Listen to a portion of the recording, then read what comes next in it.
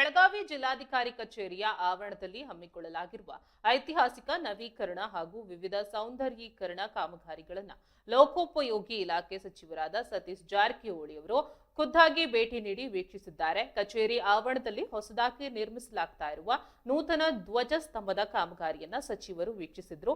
ಅಲ್ಲದೆ ಕನ್ನಡದ ಹೆಮ್ಮೆಯ ಸಂಕೇತವಾಗಿರುವ ಆವರಣದಲ್ಲಿ ಸ್ಥಾಪಿಸಲಾಗಿರುವ ಐತಿಹಾಸಿಕ ಹಲ್ಮಿಡಿ ಶಾಸನದ ಪ್ರತಿಕೃತಿಯ ಸಂರಕ್ಷಣೆಯ ಕುರಿತು ಅಧಿಕಾರಿಗಳಿಂದ ಸಂಪೂರ್ಣ ಮಾಹಿತಿ ಪಡೆದು ಕಾಮಗಾರಿಗಳನ್ನು ಗುಣಮಟ್ಟದಿಂದ ಮತ್ತು ನಿಗದಿತ ಅವಧಿಯೊಳಗೆ ಪೂರ್ಣಗೊಳಿಸುವಂತೆ ಕಟ್ಟುನಿಟ್ಟಿನ ಸೂಚನೆ ನೀಡಿದ್ರು. ಇದೇ ವೇಳೆ ಜಿಲ್ಲಾಧಿಕಾರಿ ಮೊಹಮ್ಮದ್ ರೋಷನ್ ಅವರು ಸಾರ್ವಜನಿಕರಿಗೆ ಅನುಕೂಲವಾಗುವ ಸುಸಜ್ಜಿತ ರಸ್ತೆಗಳು ಮತ್ತು ವಿಶಾಲವಾದ ವಾಹನ ಪಾರ್ಕಿಂಗ್ ವ್ಯವಸ್ಥೆಯ ನಕ್ಷೆಯನ್ನ ಸಚಿವರಿಗೆ ಪ್ರದರ್ಶಿಸಿ ವಿವರಿಸಿದ್ರು.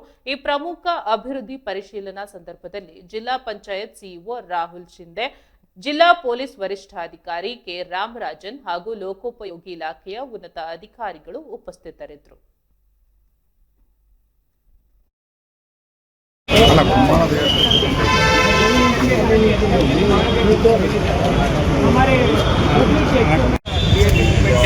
ಮೊಬೈಲ್ ಬರ ಮತ್ತೆ ವಾಕಿಂಗ್ ಗೆ ಸೆಪರೇಟ್ ಟ್ರ್ಯಾಕ್ ಮಾಡಿದೀವಿ, ಎಲ್ಲ ಕಡೆ ರ್ಯಾಂಪಿಂಗ್ ಮಾಡಿ.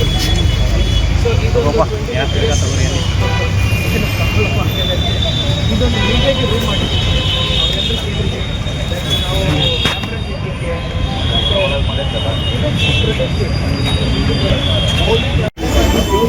ಇದೇ ಕ್ಯಾಮ್ರಾ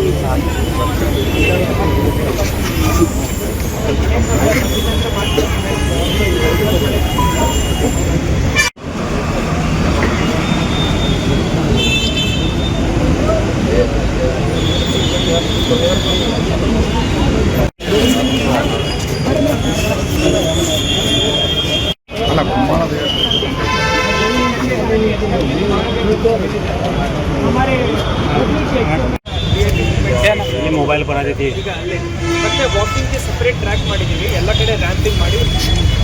ಸೊ ಇದೊಂದು ನೀಟಾಗಿ ರೂಮ್ ಮಾಡಿದ್ದೀವಿ.